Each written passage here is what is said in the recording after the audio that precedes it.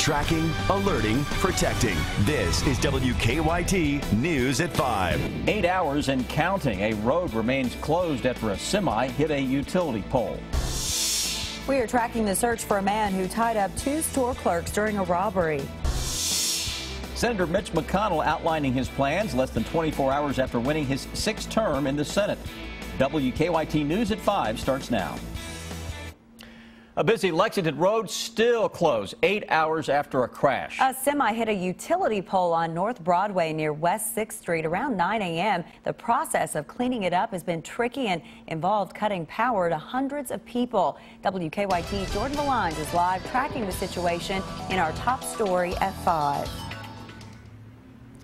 Right now, there are still about 400 KU customers that are without power, and this stretch of North Broadway is still shut down. Both of these issues have caused major problems for people living in this area today. As Lois Brandenburg was settling into her usual Wednesday morning routine, you hear like a boom. I come out the bedroom door, which is a big glass door, and you see a big 18-wheeler sitting like that, sideways on that big pole up here. Impact of the truck hitting the pole caused utility lines to fall dangerously close to the ground. All the cops start coming. In order to fix the line, crews had to shut off power to thousands of customers, many of them unsure just exactly how long they'd be in the dark. You don't get no hot water, you can't get in the refrigerator, you can't get nothing to eat, you can't cook nothing because we have electric stoves, and none of that works until they get done. Several businesses also sit along the 6-block stretch where the power was cut. Anytime you're losing money in a business, it's a big effect to any company. So, yeah, I mean, and especially where it's knocked out the phones in all of our stores because they're based out of here, it makes a difference. Around 2 o'clock, power was restored to about 200 KU customers, but hundreds of others, especially those living near West 4th Street, had no choice but to wait it out for several more hours. Yeah, we don't like it, but there ain't nothing we can do about it. KU officials say that they hope to have everyone's power restored by 6 o'clock tonight. Live in Lexington, Jordan Valines, WKYT. Jordan, thank you. Officers on the scene say once the utility line is repaired, they will reopen that roadway. A morning at work quickly turned frightening for some store clerks. State police tell us they were tied up during a robbery. It happened about 11 a.m. at Cash in a Dash in Richmond, on Richmond Road in Estill County. WKYT's Sean Moody's tracking the investigation this afternoon. The owner here at Cash in a Dash says no one was hurt, but she says this was pretty upsetting for her 2 workers. She says a man came in, tied them up, and then stole cash. Kentucky State Police say around 11 o'clock this morning, a man went into the Cash in a Dash store in Irvin and said he was interested in selling some jewelry. Owner Judy Strong said 2 of her workers were inside at the time. She was helping him, and then all of a sudden he went back to the other office to where Linda was sitting and wanted the money. Strong says he told the 2 women he didn't want to hurt them, but needed money to get out of town. Told them to get down on the floor and tied them up and had a gun. She says they don't keep much cash in the store, a couple $100 at most. She says he took what cash was inside, as well as a clerk's purse. No one was hurt, and Strong says nothing like this has ever happened before. I've had it about 12 years and never had a problem. The owner told me the man appeared to know one of her workers' names. She's hoping police will get some quick leads and make an arrest. In Irvin, Sean Moody, WKYT. Police say the man ran from the front door. They say he's a white man about 6 feet tall, 250 pounds. They say he was wearing a black hoodie and a ball cap. A man stood before a judge and admitted he killed an 18-year-old high school student. Police say that Ernest Wheeler shot and killed Patrick Puckett at an apartment on Ryan Circle in Lexington in May of last year. Wheeler was originally charged with murder but pled guilty today to a manslaughter charge. He will be sentenced next month.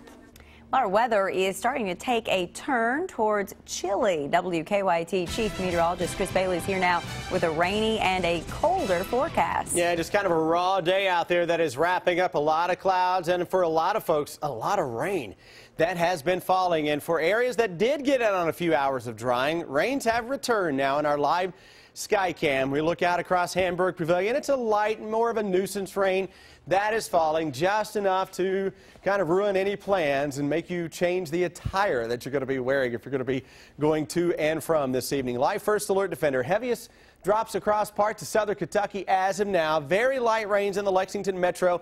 That action is lifting its way onto the north. Get on the southern split here, between the southern split and the northern split. That's where it's coming down the hardest. Maybe a tinge of a break here, Jacobson Park, Hamburg Pavilion, but more drops down across the I-75 corridor, Richmond and Berea.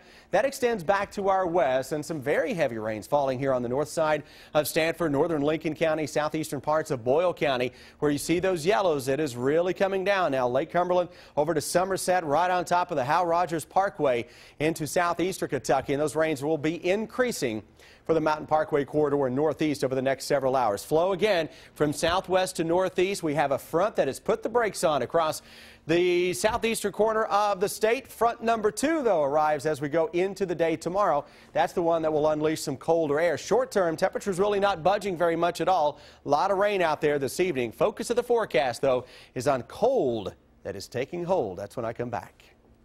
The U.S. Senate will name a new majority leader following yesterday's election, and in all likelihood, it will be Kentucky Senator Mitch McConnell. Senator McConnell talked in Louisville today about the election and his plans to lead the Senate. WKYT's Phil Pendleton has more on what Senator McConnell wants to make happen in Washington. McConnell spoke with a room full of University of Louisville students as well as local and national media. He says there will now be a divided government, but he says despite that, a lot can still be accomplished. McConnell says it's been done before with Reagan and Clinton as presidents, and he says they can pass meaningful legislation now. He says right off the bat they need to start with an energy plan as well as tax reform and a trade agreement. He says he spoke with both President Obama and 3 prominent Democrats on a new direction today. All of whom I think have the view that we ought to see what areas of agreement there are and see if we can make some progress for the country. I always like to remind people that divided government is not unusual in this country. We've had it frequently, I think maybe even more often than not since World War II. McConnell is not a shoo-in. He has to be chosen by the Republican caucus, and I'm told that he does not have the support of everyone, but he does have the majority, and his naming as majority leader is a strong likelihood. Much more on that coming up at 6 o'clock, but for now, in Louisville, Phil Pendleton, WKYT. Senator McConnell says the Senate really hasn't accomplished much recently, and he wants to get committees active again. President Obama spoke about an hour after McConnell. For the first time since he was elected, he'll face a House and Senate both controlled by Republicans. He says he is eager to work with the new Congress, but understands there will be challenges. Congress will pass some bills I cannot sign. I'm pretty sure I'll take some actions that some in Congress will not like. That's natural. That's how our democracy works. But we can surely find ways to work together on issues where there's broad agreement among the American people. President Obama also said he had enjoyed having some Kentucky bourbon with Senator McConnell and that he thinks the pair can have a productive relationship. Back here in Kentucky, we are getting a better idea of how many people voted yesterday. In Fayette County, voter turnout reached about 47%. County Clerk Don Blevins Jr. says he expected that number to top 50%. He says longer lines at the polls gave the impression that voter turnout was higher than it actually turned out to be. The ballot was so long and people were taking longer to vote and lines were forming, so that gives you the false impression that it's a heavy turnout when in fact it's just people taking longer to vote. The state attorney general's office says its election fraud hotline received 226 calls from 50 counties. 33 calls were about electioneering within 300 feet of the polls. 16 were about allegations of vote buying. One person died in an early morning crash involving a dump truck. Our county-by-county coverage begins in Harlan County. The crash happened on US 119 in the Dion community. State police say that 38-year-old Delbert Boggs crashed his Camry into the back of a dump truck. He was pronounced dead after being flown to Harlan ARH. The dump truck driver was not hurt. A former Franklin County Sheriff's deputy pled guilty to theft charges. 31-year-old Matt Brown was accused of stealing money from the sheriff's office. As part of the plea deal, charges of wire fraud, distributing steroids, and making false statements will be dismissed. Brown will have to pay nearly $18,000 in restitution. He faces up to 10 years in prison. and a fine of up to $250,000 when he's sentenced in March.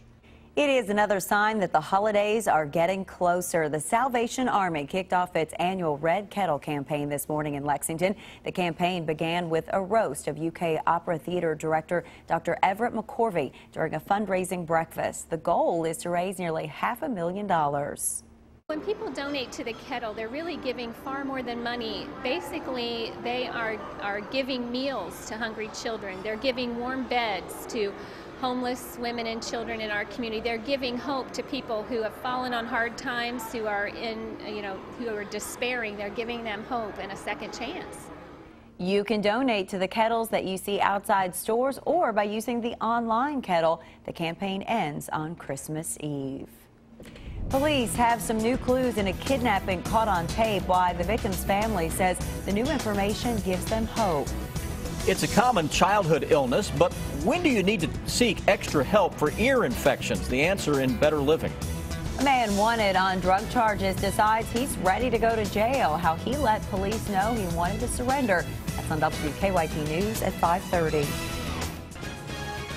Follow WKYT online at WKYT.com. Join the conversation on Twitter and become a part of the WKYT Facebook family.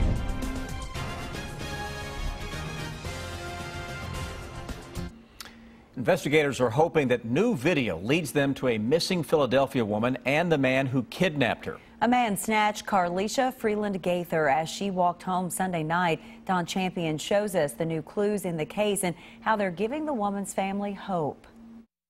New surveillance video shows the man police want to talk to in connection with the abduction of a Philadelphia woman. Dressed in all black, the man can be seen shopping inside an Aberdeen, Maryland gas station early Monday morning. The gas station is close to the bank where investigators say the same man used the missing woman's ATM card. Family members say the ATM transaction is a positive sign. Obviously, she had to give them the PIN number, so we're hopeful that she's still alive and active. Chilling surveillance video shows Carlisha Freeland Gaither being abducted Sunday night while walking home. Here a man is seen wrestling with the 22-year-old down a block to his waiting car. If they was that aggressive with her, then what are they doing to her now? Investigators say Freeland Gaither kicked out the car windows. Her eyeglasses and cell phone were found on the street. Just return her to us. We're her family. She has a family here. We need her. The gas station where the person of interest in the case was caught on tape is about 75 miles south of where Freeland Gaither was abducted. Investigators say the man fits the description of the kidnapper. The FBI is helping with the investigation. Don Champion for CBS News, New York. The reward for information leading to her safe return is now at $47,000. Another disturbing story, this one out of Oregon, where a mother is accused of throwing her 6-year-old son off a bridge. Police say that Jillian McCabe called 911 to tell dispatchers what she did. Search crews found her son's body on Monday. Police say McCabe described hearing voices at the time of her son's death. Her lawyers will not say much else about the case. It's a very desperate situation and a very tragic situation, and we're not going to try this case in the media. Police have charged McCabe with aggravated murder. She is in jail on a $1 million bond. Ray Rice appealed his suspension from the National Football League today. The Baltimore Ravens released Rice following his suspension nearly 2 months ago. The suspension came after a video surfaced of him hitting his then-fiancée. NFL Commissioner Roger Goodell originally suspended him for 2 games, but changed the punishment after the video went public. A lava flow in Hawaii remains active, but it is getting slower. Hawaiian defense officials say the lava hasn't moved in at least 2 days. It is still about 500 feet away from a main road in the village of Pahoa. Officials are urging people to be cautious while outdoors. Someone is $321 million richer today. A single ticket matching all 6 numbers in last night's Mega Millions drawing. The winning ticket was sold in New York. If the winner chooses the cash option, they'll take home about $194 million before taxes. 5 tickets matched 5 numbers, and those winners each receive $1 million.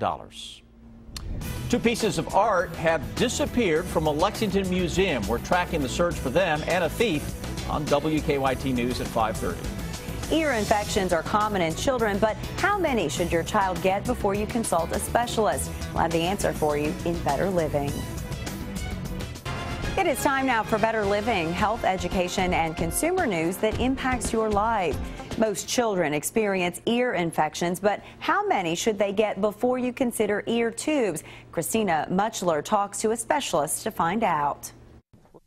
Ear infections can be a common occurrence for young kids, but chronic ear infections, more than 4 and 6 months, can mean it's time to see an ear, nose, and throat specialist, also known as an ENT, for evaluation. It was right at his 5th ear infection, and it was when he was on his 3rd round of antibiotics to treat the same ear infection. It was just becoming harder and harder to treat. The infection is caused by too much pressure or fluid in the middle ear, and your child may give you signs to indicate they're in pain. Symptoms can be pulling at the ears, fever, irritability, not sleeping well. For children with repeat infections, ear tubes may provide longer-term relief. And ear tubes are small plastic or Teflon tubes that act to ventilate the ear. The tube goes in the eardrum and acts to bring air in and fluid out across the eardrum membrane. Inserting the ear tubes is a quick procedure, and there's minimal recovery time. Follow-up appointments will also be necessary for the next year. That's about the time it takes for the ear tubes to fall out on their own. Experts say to expect about an 80% reduction in ear infections after your child gets ear tubes, and for some, it's well worth it. I'm Christina Muchler reporting. Fewer pregnant women are giving birth via C-section.